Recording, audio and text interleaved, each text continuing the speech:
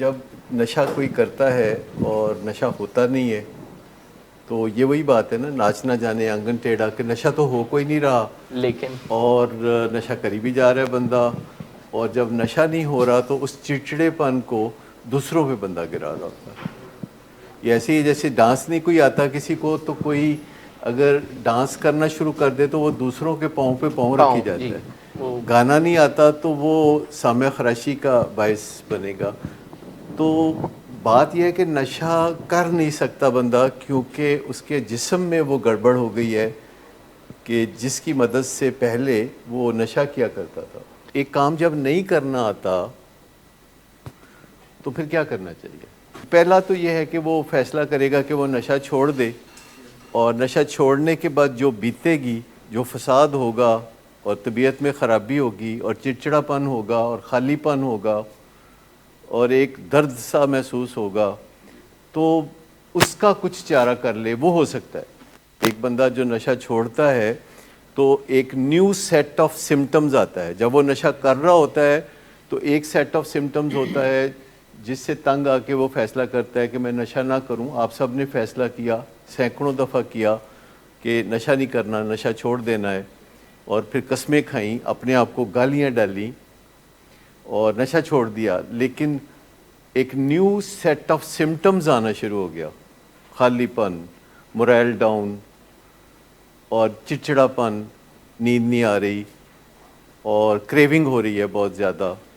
ایک new set of symptoms آ جاتا ہے، اور اس کے سامنے پھر 2 4 10 دن بعد بندہ ہتھیار ڈال دیتا ہے اور نشہ کرنے لگتا ہے۔ نشہ کرتا ہے تو پھر اولڈ سیٹ آف سمٹمز آ جاتا ہے، وہی جھوٹ بولنا پڑ رہا ہے، وہی چوری چکاری کرنی پڑ رہی ہے، وہی بستیاں، وہی سارا پرابلم، وہی گھر والوں کے ساتھ چیخ چیخ، وہی پولیس کے لپڑے، وہی دوسروں کی منتیں، نشہ چاہیے، پیسے کوئی نہیں، نشہ بیچنے کا دھندا، وہی سارے کام بندہ کرنے شروع کر دیتا ہے، وہی پولیس، وہی اریسٹ، اور اس کے بعد بندہ کہتا ہے نہیں چھੱਡ دینا چاہیے۔ تو اس طرح 100 پیاز اور 100 لتر کھانے والا کام جو ہے نا وہ چلتا رہتا ہے، لیکن ایک دفعہ بندہ سمجھ لے کہ میں کر نہیں سکتا یہ کام، کسی نہ کسی طرح قدرت نے مجھے اندر سے ہی پکڑ کے ایسے بدل ڈالا ہے کہ اب میں نشہ نہیں کر سکتا سیفلی،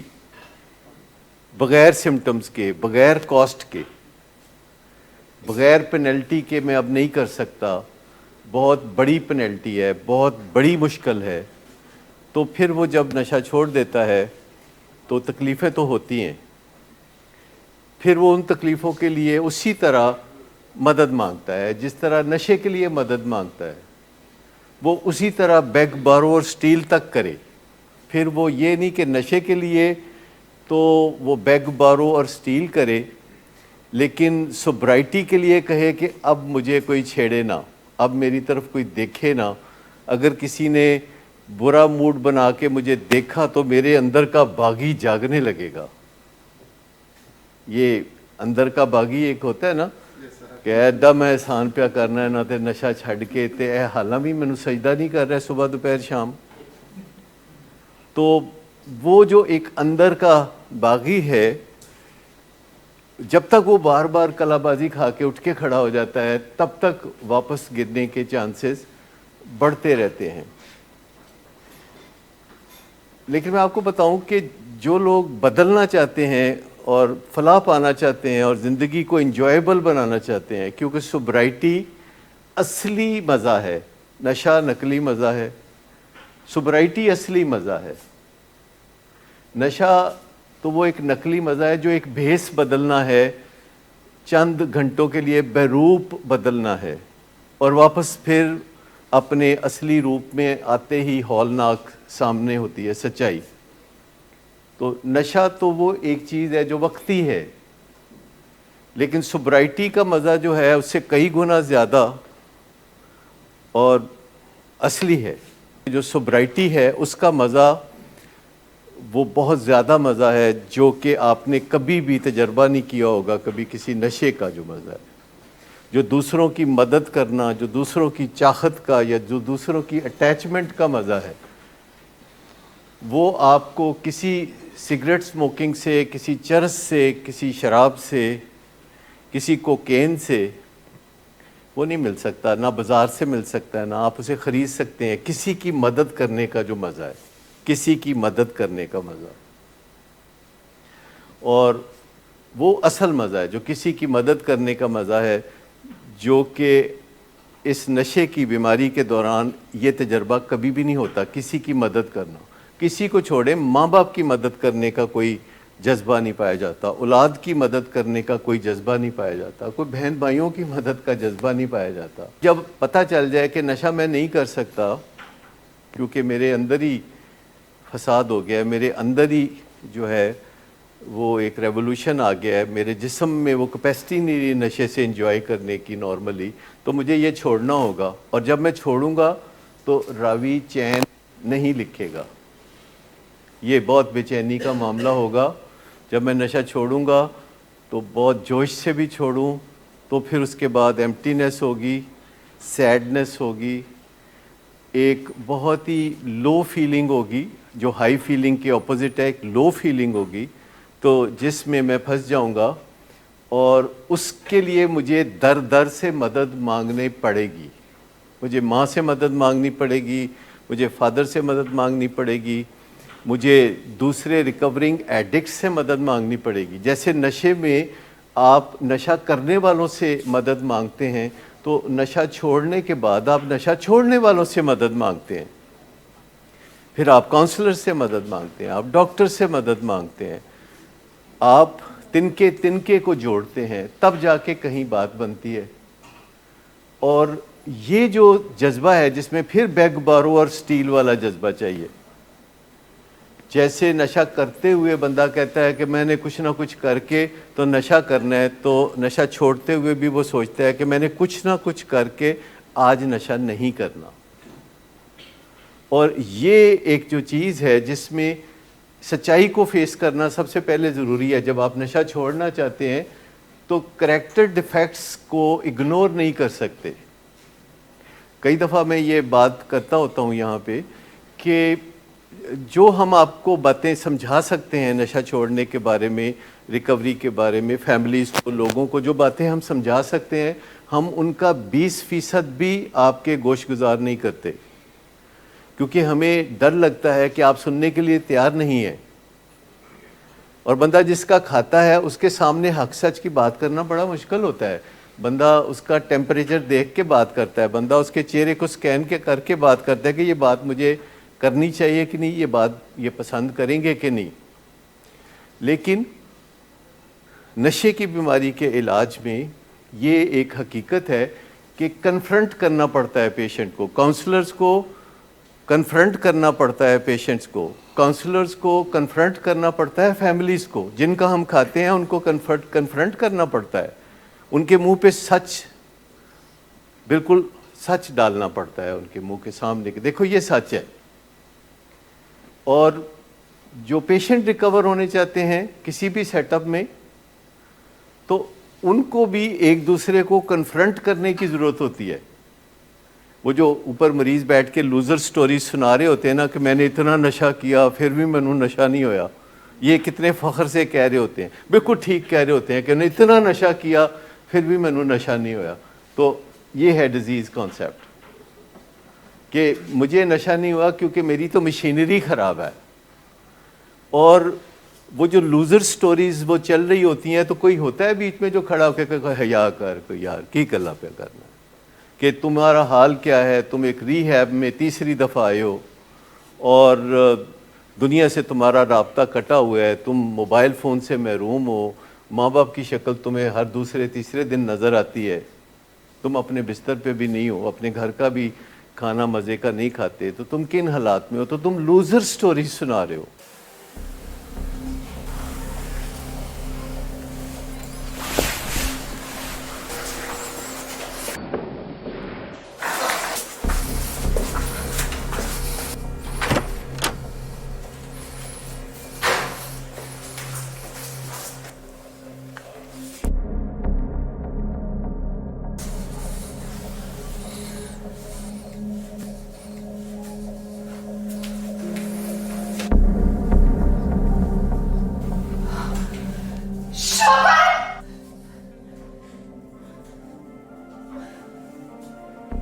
شراب نوشی کی وجہ کردار کی خرابی نہیں، موڈ کی خرابی ہے۔ شراب نوشی کبھی بھی نشے کی بیماری میں بدل سکتی ہے۔ نشے کی بیماری ہر سٹیج پر قابل علاج ہے۔ مدد حاصل کیجیے کیونکہ وہ ایسا نہیں کرے گا۔ ولنگ ویز سے مدد حاصل کیجیے، کہیں سے بھی مدد حاصل کیجیے، لیکن فوری مدد حاصل کیجیے۔ جس معجزے کے انتظار میں آپ نے بہت دیر کر دی، اب وہ دستک دے رہا ہے۔ مدد حاصل کیجیے، مدد حاصل کیجیے، مدد حاصل کیجیے۔ یہ پوچھنا ہی ساری گڑبڑ ہے کہ میرے ڈیز کتنے ہیں، یہ پوچھنا ہی۔ اصل بات تو یہ ہے کہ جب ڈیز گزر جائیں اور 95 دن پہ کوئی پیشنٹ آ کے کہے کہ جی ابھی کام بنا نہیں، کوئی 15 دن بڑھا دے میرے، یہ ہے وہ چیز جو کہ بتاتی ہے کہ کوئی بندہ بدلنا چاہتا ہے، کوئی بدلنا چاہتا ہے۔ یہ نہیں کہ اچھی وہ جو گڈی گڈی باتیں آپ کہہ رہے تھے نا، کہ والدین گڈی گڈی باتیں سننا چاہتے ہیں اور پیشنٹ کو پتہ ہوتا ہے کہ والدین کیا سننا چاہتے ہیں اور کونسلرز کیا سننا چاہتے ہیں، تو وہ گڈی گڈی باتیں ساری کر لی جائیں اور وہ دن ٹپا دیا جائے جس میں سے آپ گزر رہے ہیں۔ لیکن اصل بات جو ہے وہ اب ہوگی جب اب ہم ایک نیا کام شروع کرنے لگے ہیں کہ پیشنٹس کا ایک گروپ ہوگا جس میں کوئی کونسلر نہیں ہوگا، پیشنٹس کا ایک گروپ ہوگا جس میں کوئی کونسلر نہیں ہوگا، اور پیشنٹ ایک دوسرے سے کنفرنٹیشنل بات کریں گے، وہ جو لوزر سٹوریز ہیں ان کے بارے میں بات کریں گے اور وہ بتائیں گے ایک دوسرے کو کہ وہ ایک دوسرے کے بارے میں کیا سوچتے ہیں۔ مشکل کام ہے نا، اس کو ہم گیم چینجر کا نام دیں گے، گیم چینجر سیشن۔ اس سے ساری گیم بدل جائے گی جب ایک پیشنٹ دوسرے پیشنٹ کو بولے گا کہ یار تم بہت جھوٹ بولنے والے بندے ہو، یار تم بہت لارے لپے لگانے والے بندے ہو، اور تم اندر سے بہت بے ایمان ہو یار، اور اس طرح کی کھل کے باتیں ایک دوسرے کے ساتھ جو کریں گے، تو پہلی دفعہ جب سننے والا سنے گا تو کہنا میں نہیں کہہ رہا، کسی اور نو کہہ رہا۔ پھر دوسری دفعہ اسے بولا کہ یار نہیں تمہیں ہی کہہ رہا ہوں، دیکھو نا تم یہ ہو، تو تم یہ کرتے تھے اور تم نے یوں ایسے کیا تھا، تو تم نے نشے کی خاطر یہ کام بھی کیا تھا، یہ جرم بھی کیا تھا، اپنی ماں کا تم نے سر پھاڑ دیا تھا۔ تو جب سٹریٹ ایسی باتیں کریں گے تو 4-5 دن کے بعد رات کو جب وہ بستر پہ لیٹے گا کہتے یار وہ تمہارے بارے میں بات کر رہے تھے، تو بندہ کہے گا لگتا تو ہے نہیں کہ میری بارے چ گل ہو رہی تھی۔ یہ جو گیم چینجر سیشن ہے میں اس میں سے گو تھرو ہوا ہوں۔ 1992 میں ڈاکٹر ایلبرٹ بنڈورا کے ساتھ میں کچھ کام کر رہا تھا اپنی ذہنی صحت پہ اور اپنے حالات پہ، اور وہاں گیم چینجر سیشن ہوتا تھا کہ جس میں پارٹیسپینٹ کو کہا جاتا تھا کہ تہاڈا بیڑا گرک ہے بالکل، اور میں یہ بات سن کے کہتا تھا اتنی دور سے میں آیا ہوں کچھ سیکھنے کے لیے، کچھ سنورنے کے لیے، اور آپ مجھے کہتے تہاڈا کچھ نہیں ہو سکتا، یو آر میسڈ اپ، تہاڈا بالکل بیڑا گرک ہے۔ تو جب اتنا بڑا آدمی دنیا کا، اتنا بڑا سیکیٹرسٹ جو ہے آپ کو سامنے کہے گا تو جا ٹر جاؤ واپس، تہاڈا کچھ نہیں ہو سکتا، تو آپ سوچ لیں کہ ریئیکشن کیا ہوگا۔ بندے کا دل چاہے گا کہ میں ابھی فوراً چلا جاؤں۔ اور یہ جو سچی باتیں ہیں جو گروپ میں اس طرح گیم چینجر گروپ میں ہوتی ہیں، اس سے سارا ذہن بدلتا ہے۔ یہ جو ایک تسلیاں دینی ہوتی ہیں، یہ جو ایک جو گڈی گڈی باتیں جو کرنے والی بات ہوتی ہے، تو اس سے تو کام نہیں بنتا۔ جب بندہ ایڈکشن کی زندگی گزارتا ہے اور روزانہ اس کو چومکھی لڑائی لڑنی پڑتی ہے، الزامات کا سامنا ہوتا ہے، بے عزتی کا سامنا ہوتا ہے، تو اس کے دماغ کے ارد گرد ایک دیوار تعمیر ہو جاتی ہے، جیسے کہ کسی شاہی قلعے کے ارد گرد اتنی موٹی دیوار ہوتی ہے۔ تو وہ کس لیے ہوتی ہے کہ باہر سے کوئی حملہ آور اندر گھس نہ سکے۔ تو نشے کی بیماری میں آہستہ آہستہ لوگوں کی باتیں سن سن کے ڈٹائی اتنی زیادہ چاروں طرف اپنا حالہ بنا لیتی ہے کہ جیسے ایک دیوار ہوتی ہے کہ سافٹر بات، نرم بات اس میں سے بالکل پینیٹریٹ نہیں کر سکتی، لیکن ایک تھیراپیوٹک بات، ایک سچی بات جب آپ اپنے فیملی ممبر سے کرتے ہیں جو کہ ان آرگیویبل ہو، یعنی جس میں کوئی ایمبیگوٹی نہ ہو، جس میں کوئی گول مول بات نہ ہو، بالکل سچی صاف ستھری باتیں ہوں جو کہ آپ نے اپنے لوڈ ون کے ساتھ کرنی ہے تو اس کا فرق پڑتا ہے. جو میں آپ کو بتا رہا ہوں کہ میں گیا تھا تو میں سمجھا تھا کہ چلو ویکیشن کی ویکیشن ہو جائے گی تو کچھ ہم سیکھ بھی لیں گے, لیکن جا کے وہاں جو بستی پروگرام شروع ہوا ٹیکنیکلی تو میرا روز دل کرتا تھا کہ میں بھاگ جاؤں, لیکن بھاگنے سے بھی مجھے بہت ندامت ہوتی تھی کہ میں فیس نہیں کر سکتا اور میں یہ باتیں سن نہیں سکتا جو کہ مجھے کہی جا رہی ہیں, کیونکہ گروپ ڈسکشن کے بعد میرے خیالات کے وہ چیتھڑے اڑا دیتے تھے. کہتے تھے یو آر میسڈ اپ, تمہارا کچھ نہیں ہو سکتا, یو گو بیک. اور ادھر سے تنقید ادھر سے تنقید جب ہوتی ہے, اور پھر میں سمجھ گیا کہ یہ مجھے سننا پڑے گا. اور گیا میں اس لیے تھا کہ مجھے نشے کے مریضوں کا علاج کرتے ہوئے کئی سال ہو گئے تھے, اور مجھے ہر روز یہ احساس ہوتا تھا کہ جیسے یہ ہیں ویسا ہی میں ہوں. فرق صرف یہ ہے کہ ان کی کھال اتر چکی ہے اور میری کھال ابھی اتری نہیں, میری کھال اترنے والی ہے. لیکن مجھے روز مل مل کے سمجھ آ جاتی تھی کہ from the very core, from the very inside میں اور یہ بس ایک جیسے ہیں. اس لیے میری بنتی بھی بہت تھی, کہیں نہ کہیں ایک جیسے پنچھی ہونے کی وجہ سے بنتی بھی بہت تھی. تو میں کہہ رہا تھا کہ سدھارنے سے پہلے کچھ خود سدھرنے کا تو سامان کر لو. لیکن جب میں جا کے پھنسا اس گروپ میں جہاں ایٹیچیوڈنل ہیلنگ ہوتی ہے, اور جب میں نے سارے کام کرنے شروع کیے تو پھر دردیں ایسے ہی ہوتی تھیں جیسے کہ ٹیکے لگانے سے ہوتی ہیں, جیسے کڑوی دوائی سے برا لگتا ہے, جیسے ریڈیشن سے یا کیموتھراپی سے مشکلات ہوتی ہیں. تو ایسی ہی مشکلات ہوتی ہیں. علاج کسی ایسی چیز کا نام نہیں جسے انٹرٹینمنٹ کہا جاتا ہے. ہر ٹریٹمنٹ ایک جیسا نہیں ہوتا. دنیا میں کئی ماڈل ہیں ٹریٹمنٹ کے. جیسے ایک ماڈل ہے NA کا ماڈل, جس میں وہ لوگ بیٹھے ہوتے ہیں جو نشہ چھوڑ کے بیٹھے ہوتے ہیں, تو ان کے ساتھ جڑ گیا, سمجھیں کہ وہ نشے سے نجات کا سفر اس کا شروع ہو گیا. اور وہ ہفتے میں کبھی 4 دفعہ, کبھی 3 دفعہ, کبھی 5 دفعہ ملتے ہیں, پھر ضرورت کے مطابق کبھی کم, کبھی اسے زیادہ کر دیتے ہیں. پھر وہ ایک دوسرے کو اپنا گرو بنا لیتے ہیں.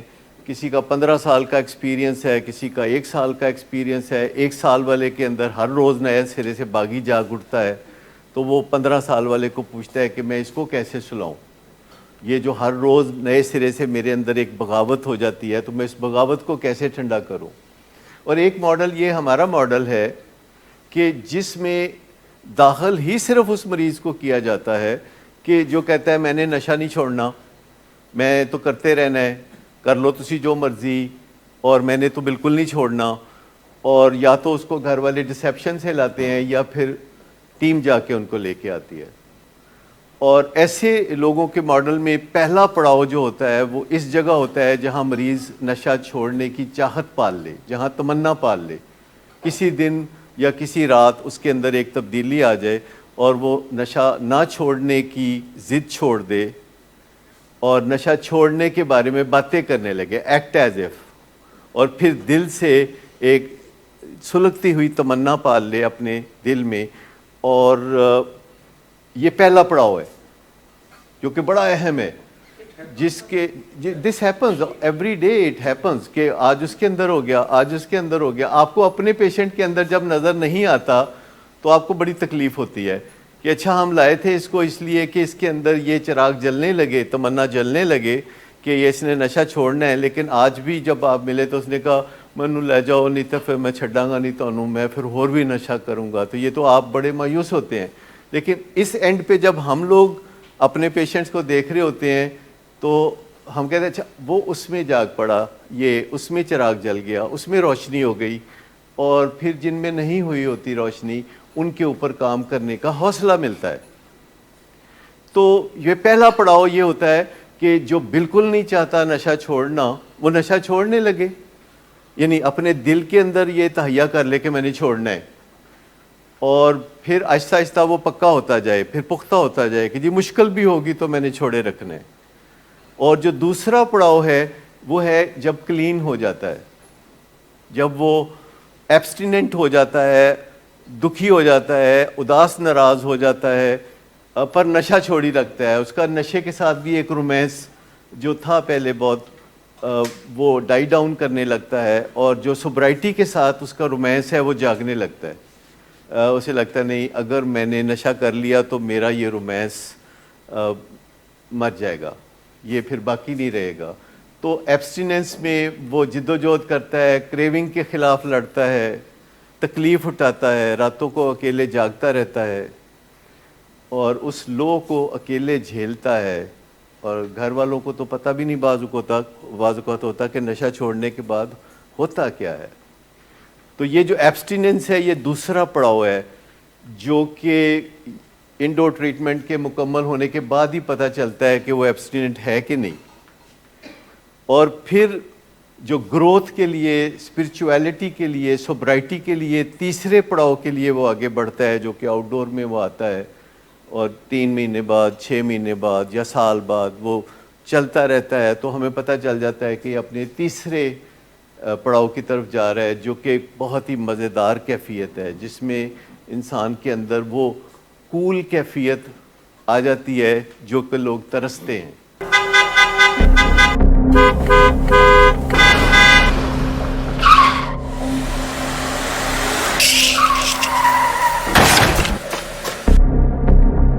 گھٹیا انسان, اتنی دیر سے گیٹ کیوں کھولا؟ سوئے ہوئے تھے تم کیا؟ سر میں نے تو منٹ بھی بکواس نہ کر تم میرے ساتھ. کیا کر رہے ہیں آپ؟ ابا جی گھر پہ ہیں, نشے میں گالیاں دے رہے ہیں. خدارا ہوش میں آئے, کیا ہو گیا آپ کو؟ ہوش میں کیسے آؤں؟ سارا کیا دھرا انہی کا تو ہے. شراب نوشی کی وجہ کردار کی خرابی نہیں, موڈ کی خرابی ہے. شراب نوشی کبھی بھی نشے کی بیماری میں بدل سکتی ہے. نشے کی بیماری ہر سٹیج پر قابل علاج ہے. مدد حاصل کیجیے, کیونکہ وہ ایسا نہیں کرے گا. ولنگ ویز سے مدد حاصل کیجیے, کہیں سے بھی مدد حاصل کیجیے, لیکن فوری مدد حاصل کیجیے. جس معجزے کے انتظار میں آپ نے بہت دیر کر دی, اب وہ دستک دے رہا ہے. مدد حاصل کیجیے, مدد حاصل کیجیے, مدد حاصل کیجیے. یہ جو ماڈل ہے جس میں پیشنٹ کی مرضی کوئی نہیں ہوتی. اگر ہمارے پاس کوئی پیشنٹ آئے کہ جی میری مرضی ہے, میں نشہ چھوڑنا چاہتا ہوں اور بتائیے میں کیا کروں. کبھی کبھی آتے ہیں ایسے پیشنٹ, تو ہم کہتے ہیں آپ آؤٹ ڈور میں آئیں, آپ کو انڈور کی ضرورت ہی نہیں ہے. اور وہ آؤٹ ڈور میں آتے ہیں اور اپنا کام کرتے کرتے, آگے بڑھتے بڑھتے اپنی منزل کی طرف چلے جاتے ہیں. اور یہ جو دونوں ماڈلز ہیں, جو این اے کا ماڈل ہے اور یہ جو دوسرا ماڈل ہے, ان میں زمین آسمان کا فرق ہے. بیچ میں پھر بہت ماڈلز ہیں.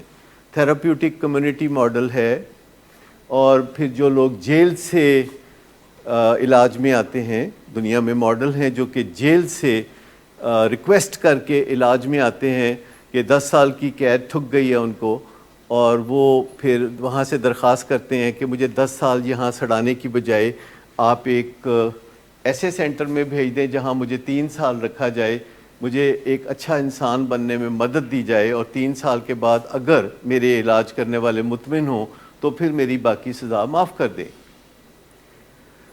امریکہ میں ڈیلنسی اسٹریٹ ایک ایسا ہی ٹریٹمنٹ سینٹر ہے جو کہ 50 سال پہلے ڈاکٹر میمی سلبرٹ, ایک سائیکالوجسٹ ہیں, انہوں نے فاؤنڈ کیا تھا, اور اب تک وہ 20,000 لوگوں کو ایک بہت ہی اعلیٰ درجے کا انسان بنا چکی ہیں. اور میں بہت دفعہ ان کے ساتھ یہ سارا طریقہ کار سیکھنے کے لیے کبھی وہاں رہا بھی جا کے, کبھی جا کے مل کے آ گیا, کبھی دور سے اسٹڈی کرتا رہا. اور میرے دل میں بڑی تمنا تھی کہ ہم پاکستان میں بھی ایسا کوئی سینٹر بنا سکے. تو جو تمنا ہوتی ہے تو کبھی کبھی اللہ تعالیٰ اپنے ہی مہربانی سے وہ پوری کر دیتا ہے. میرے والد صاحب جب دنیا سے گئے, اللہ انہیں غریق رحمت کرے, تو وہ کچھ زمین کافی وسیع چھوڑ گئے, اور مجھے بالکل سمجھ نہیں آ رہی تھی پچھلے کئی سال سے کہ اس زمین کا میں کیا کروں. مجھے اس سے کوئی خاص دلچسپی نہیں تھی, میں اپنے کام میں بزی تھا. تو مجھے خیال آیا کہ یہاں اس طرح کا سینٹر بن سکتا ہے کہ جہاں نان افورڈنگ جیل کے اندر رہنے والے یا سڑکوں پہ رلنے والے پیشنٹ آئیں اور آ کے ایک ایسے پروسیس میں سے گزریں کہ وہ کوئی کام کاج کریں اور جتنا وہ کام کاج کریں وہی ان کے علاج کا معاوضے کے لیے کافی ہو، اور وہ کچھ ووکیشنل ٹریننگ ہو، وہ کچھ کرنا سیکھ لیں، کچھ بنانا سیکھ لیں، اگر پڑھ نہیں سکتے تو پڑھنا سیکھ لیں، اگر کوئی امتحان پاس کرنے کی صلاحیت رکھتے ہیں تو کوئی امتحان پاس کر لیں اور ایک اچھے انسان کے طور پر آگے بڑھیں، اور ان کے اندر اچھے انسان کی جو ایک چنگاری ہے اس کو پیدا کیا جائے۔ اور انہوں نے پھر ایک مثال قائم کر دی ڈیلنسی اسٹریٹ نے کہ انہوں نے 25 کنال جگہ پہ وہ سینٹر بنایا تھا، اور سان فرانسسکو میں سمندر کے کنارے ہے، امارکڈیرو ایک جگہ ہے جہاں ڈیلنسی اسٹریٹ ہے، ایک ٹرائی اینگولر جگہ ہے وہ، اور اس کے چاروں طرف کوئی نہ کوئی چھوٹے موٹے کاروبار ہیں۔ یعنی آپ یوں سمجھیں کہ ایک ٹرائنگولر جگہ ہے اور باہر کوئی موٹر مکینک کی شاپ ہے، کوئی لانڈری شاپ ہے، کوئی ریسٹورنٹ ہے، کوئی چائے خانہ ہے۔ وہ در حقیقت سارا ڈیلنسی اسٹریٹ کے ہی انڈر کام ہوتا ہے، اور اس میں کام کرنے والے وہی ہوتے ہیں جو کبھی جیل سے آئے تھے اور اچھے انسان بننے کے بعد وہ یہ کام کرنے لگے۔ پر ان کے کچھ اور کام بھی ہے، جیسے کیٹرنگ کا بزنس، لوگوں کے شادی بیاہ میں کھانا وانا بنا کے دینا اور سرو کرنا، یا پھر جو موونگ کمپنی، لوگ گھر چینج کرتے ہیں تو اپنے گھر کا سامان وہ خود چینج نہیں کرتے ہماری طرح کمر پہ لاد کے، وہ کسی کو ٹھیکہ دیتے ہیں امریکہ والے کہ ہمارا جو گھر ہے اس کا سامان فلاں گھر میں شفٹ کر دیا جائے، ایسے طریقے سے کہ ہمیں پھر چیز ڈھونڈنے میں مشکل پیش نہ آئے، اور اس میں سونا چاندی زیورات بھی شامل ہے۔ تو جو بیسٹ موونگ کمپنی ہے کیلیفورنیا کی، وہ ڈیلنسی اسٹریٹ کی موونگ کمپنی ہے، اور اس میں ایکس کانوکٹ جن کو 10 سال کی قید ہوئی تھی، جو نشے کی بیماری میں بھی مبتلا تھے اور ساتھ کانوکٹ ہو گئے کسی جرم کی وجہ سے، تو وہی لوگ ہیں جو وہاں کام کرتے ہیں۔ وہاں کوئی بہت زیادہ سائیکالوجسٹ نہیں، سوائے ایک ڈاکٹر میمی سلبرٹ کے جو کہ سائیکالوجسٹ ہیں، باقی وہی جو کہ برائی سے توبہ کرتے ہیں، تو پھر وہ جو لائف سکل سیکھتے ہیں وہ نئے آنے والوں کو وہ لائف سکل سکھاتے ہیں۔ اور ایسے لوگوں پہ جن کے چہرے پہ چاقو کا نشان ہو، جب میں پہلی دفعہ گیا تو ان کے ڈائریکٹر سے ملا تو اس کے چہرے پہ ایک لمبا چاقو کا نشان تھا۔ آپ کو پتہ ہے کہ جو یہ جرائم پیشہ لوگ ہوتے ہیں، جب یہ کوئی چاقو مارتے ہیں تو یہ پولیس کے ڈر سے ڈاکٹرز کے پاس نہیں جاتے، تو ان کے چہرے پہ بڑا موٹا نشان ہوتا ہے۔ امریکہ میں خاص طور پر ایسی کمیونٹی بہت زیادہ ہے کہ جو جرائم پیشہ ہونے کی وجہ سے چاقو زنی، کیونکہ وہاں اسلحہ اتنا آسانی سے نہیں ملتا۔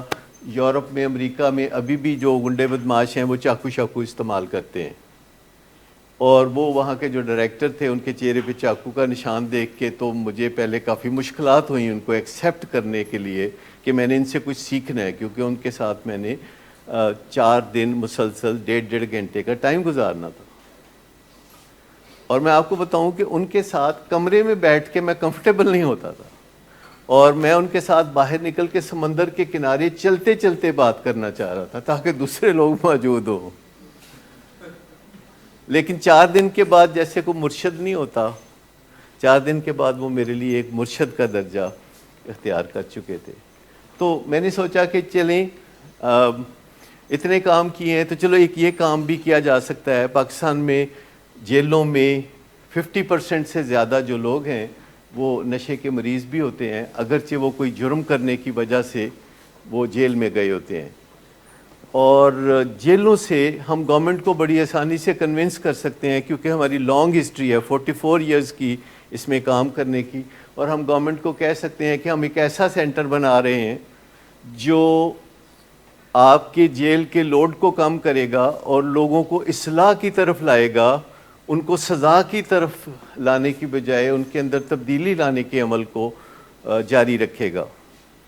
تو اس میں کچھ مشکلات تھیں جن کے ہم نے پھر حل تلاش کیے۔ مثال کے طور پر امریکہ میں جب کوئی جیل سے درخواست کر کے ڈیلنسی اسٹریٹ میں جاتا ہے یا اس طرح کی کسی کمیونٹی سینٹر میں جاتا ہے تو یہ اونلی ون ٹائم اپرچونٹی ہوتی ہے، یہ بار بار نہیں ہوتا۔ وہ کہتے ہیں کہ اگر آپ وہاں جائیں گے اور وہاں سے آپ راہ فرار اختیار کر لیں گے تو آپ کا جو ٹائم وہاں گزرا ہوگا وہ کاؤنٹ نہیں ہوگا، اور جیل میں سزا وہیں سے شروع ہوگی جب آپ نے جیل سے وہاں ٹرانسفر کیا تھا، اور وہاں کوئی بھاگ نہیں سکتا۔ امریکہ کا سسٹم ایسا ہے کہ اگر کوئی جیل سے بھاگے گا تو اس کو بھی وہ پکڑ لیں گے، یا کوئی پیرول پہ گھر گیا ہے، اکثر وہاں پیرول پہ لوگ 15 دن کے لیے گھر بھی آ جاتے ہیں، کوئی شادی بیاہ اٹینڈ کرنے بھی چلے جاتے ہیں، لیکن اگر وہ بھاگیں تو ان کو کچھ اس کی پینلٹی پڑتی ہے اور ان کو جلدی تلاش کر لیا جاتا ہے۔ تو ہم نے سوچا کہ اگر ہم اپنے سینٹر میں ان کو لائیں گے اور وہ وہاں سے بھاگ گئے، کیونکہ تھراپیوٹک کمیونٹی جو ہوتی ہے اس کی دیواریں 3 فٹ اونچی ہوتی ہے اور اس میں کوئی لاک اینڈ کی نہیں ہوتی، اور اس میں 2 طرح کے لوگ آتے ہیں، ایک وہ جو جیل سے آتے ہیں، دوسرا وہ جو اسٹریٹ سے آتے ہیں۔ اور جو اسٹریٹ سے آتے ہیں وہ بھی منتوں مرادوں سے آتے ہیں، کافی انتظار کرنا پڑتا ہے۔ جو جیل سے آتے ہیں ان کو جیل میں اپنا کنڈکٹ پہلے ہی ٹھیک کرنا پڑتا ہے، اور جب ان کی باری آتی ہے تو ان کو انٹرویو کیا جاتا ہے، پھر انٹرویو میں پاس ہو تو پھر وہ وہاں آتے ہیں، اور اونلی 1 ٹائم اپرچونٹی ہے، ایک دفعہ کی اپرچونٹی، زندگی میں دوبارہ نہیں ملے گی۔ اگر دیوار پھلانگ کے کوئی چلا گیا تو دوبارہ اپرچونٹی نہیں ملے گی۔ تو ہم نے سوچا کہ اگر ہم سرکاری بندہ یعنی جیل کا بندہ اپنے پاس رکھیں گے اپنے سینٹر میں، اور وہ بھاگ گیا تو اس کو تو گورنمنٹ پکڑ ہی نہیں سکتی۔ پاکستان میں تو بندہ غائب ہو جائے تو پکڑ ہی نہیں سکتا، اسے کوئی پکڑ ہی نہیں سکتا، پاکستان میں تو بندہ غائب ہو جاتا ہے۔ تو پھر ہم نے سوچا کہ یہ ایک فرق ہوگا کہ اگر کوئی بندہ وہاں پہ شفٹ ہوگا تو وہاں ایک بڑا سٹرکچر ایسے ہوگا جو کہ جیل کی طرح کا ہوگا، لیکن ہر رات ان کو ایک آپشن دی جائے گی کہ اگر تم واپس جیل جانا چاہتے ہو تو تم جا سکتے ہو۔ ہر رات ان کو ایک آپشن دی جائے گی کہ اگر تم جیل جانا چاہتے ہو، واپس جانا چاہتے ہو، تمہیں یہ پسند نہیں ہے تو تم جا سکتے ہو، کیونکہ پیچھے لسٹ میں بہت سارے لوگ کیو میں لگے ہوں گے کہ ہم اندر آنا چاہتے ہیں، اور اگر کوئی باہر جانا چاہتا ہے اور اسے پتہ ہے کہ دوبارہ میں نہیں آ سکوں گا اور 2 سال کی بجائے مجھے 10 سال جیل میں رہنا پڑے گا، تو وہ سوچ سمجھ کے فیصلہ کرے گا کہ وہ واپس جائے گا کہ نہیں۔ لیکن جو اس کا دوسرا کاؤنٹر پارٹ ہے جو کہ اسٹریٹ سے آئے گا، ان کو رات کو ایک ایسے حصے میں شفٹ کر دیا جائے گا کہ جہاں ایک 3 فٹ کی دیوار پھلانگ کے وہ چلے جائیں، اور ان کو بھی پتہ ہے کہ دوبارہ ان کو اپرچونٹی نہیں ملے گی، اور وہ اسٹریٹ سے آئے تھے وہ واپس اسٹریٹ پہ جا سکتے ہیں، اور اس طرح یہ نظام چلتا ہے۔ اب یہ دیکھیں کتنا مختلف نظام ہے کہ جس میں اسٹریٹ سے ایک بندہ آیا ہے منتوں مرادوں سے، اور جیل سے آیا ہے ترلوں سے، اور اب اگر وہ جانا چاہتا ہے تو اس کو پتہ ہے کہ دوبارہ مجھے کبھی موقع نہیں ملے گا۔ یہ جو پہلا بنڈل بلاک ہے کہ جب کوئی مریض کہتا ہے کہ جی میں نشہ چھڑنا ہی نہیں اور میں نے علاج میں جانا ہی نہیں، تو 99% گھر والے جو ہیں وہ کہتے ہیں اچھا پھر جدوں مننے گا پھر دیکھیں گے۔ 99% گھر والے اس آس میں بربادی کو دیکھتے رہتے ہیں، سہتے رہتے ہیں کہ کب وہ وقت آئے گا کہ یہ کہے گا کہ جی میرا علاج کراؤ، اور وہ 24 گھنٹے میں سے 23 گھنٹے جو ہے یہ سوچتا رہتا ہے کہ کب وہ وقت آئے گا کہ مجھے نشے کی اپنی نیکسٹ ڈوز ملے گی۔ لیکن آپ دیکھتے ہیں کہ یہاں پہ میں روز دیکھتا ہوں، اور آپ کو اس خوشی کا شاید تصور بھی نہ ہو کہ جو ملتی ہے کہ کوئی بدل جاتا ہے۔ جب وہ جو ٹرانسفارمیشن ہے، آپ سب لوگ سمجھتے ہیں کہ اس کا نشہ چھوڑنے سے تعلق ہے، لیکن اس کا تعلق ایکچولی لائف سکل سے ہے، جن کے بارے میں ہم بات کر رہے ہوتے ہیں، جس کے ہم بھی سٹوڈنٹ ہیں، لائف سکل کے ہم بھی سٹوڈنٹ ہیں، اور لائف سکل کے سٹوڈنٹس ہمارے پیشنٹ کے والدین کو بھی ہم بنا دیتے ہیں۔ انہوں نے کبھی سوچا بھی نہیں ہوتا کہ یہ جو ہم جا رہے ہیں ولنگ بیس تو یہ ہمیں دوبارہ سکول میں ڈال دیں گے، انہوں نے کبھی سوچا بھی نہیں ہوتا۔ وہ سمجھتے ہیں ہم تو مزے سے کاروبار کر رہے ہیں، ہم تو ٹھیک ٹھاک ہیں، ہمارا تو کوئی مسئلہ ہی نہیں ہے۔ لیکن پھر کچھ دن یہاں جب اس سٹیج سے وہ باتیں سنتے ہیں تو انہیں پتہ چلتا ہے کہ اصلی مزے سے وہ ابھی تک محروم ہیں، اور اپنے فیملی ممبر سے جو محبت ہوتی ہے اور جو اپنے فیملی ممبر سے جو اٹیچمنٹ ہوتی ہے، اس کی جو ایسنس ہے اس کی پہچان بعد میں ہوتی ہے کہ کتنا بڑا یہ لذت کا کام ہے کہ کسی گھر میں محبت سے مسکرا کے ایک دوسرے کے ساتھ رویے اچھے رکھتے ہوئے رہنا، یہ کتنی زبردست بات ہے. اور ایک ہی گھر میں مختلف کمروں میں بند رہنا اور ایک دوسرے سے نفرت کرنا کتنی تکلیف دہ بات ہے. تو فیملی ممبرز کو بھی بعض اوقات میں دیکھتا ہوں کہ وہ شروع میں تو ہمارے پریس کرنے سے، ہمارے پرسویٹ کرنے سے آتے ہیں یہ سیکھنے والے پروسیس میں، لیکن بعد میں وہ خود ہی آنا شروع کر دیتے ہیں. تو اصل چیز جو ہے جس پہ ہم کام کرتے ہیں وہ لائف سکلز ہے. کبھی شاید ہم نے کم ہی کہا ہو کہ یار نشہ نہ کریا کرو. آپ میں سے کبھی کسی کو ہم نے براہ راست یہ فکرہ نہیں بولا ہوگا، لیکن یہاں جو بات ہوتی ہے وہ لائف سکلز کی بات ہوتی ہے.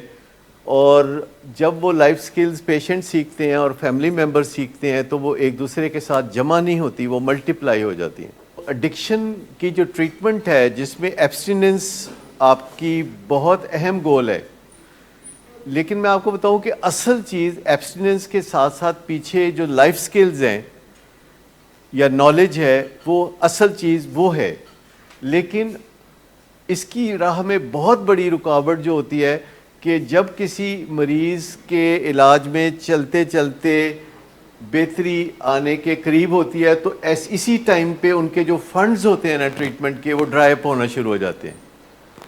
اور جو دوسرا جو ہم نے اب سوچا ہے یعنی 44 ایئرس کے ایکسپیرینس کے بعد کہ جس میں کبھی فنڈز ڈرائی نہ ہوں، یعنی جب کوئی ہمارے علاج میں کوئی آتا ہے تو وہ اپنی خالی ذات کو لے کے آتا ہے، کوئی فنڈ لے کے نہیں آتا، تو اس کے فنڈز کیا ڈرائی ہونے ہیں.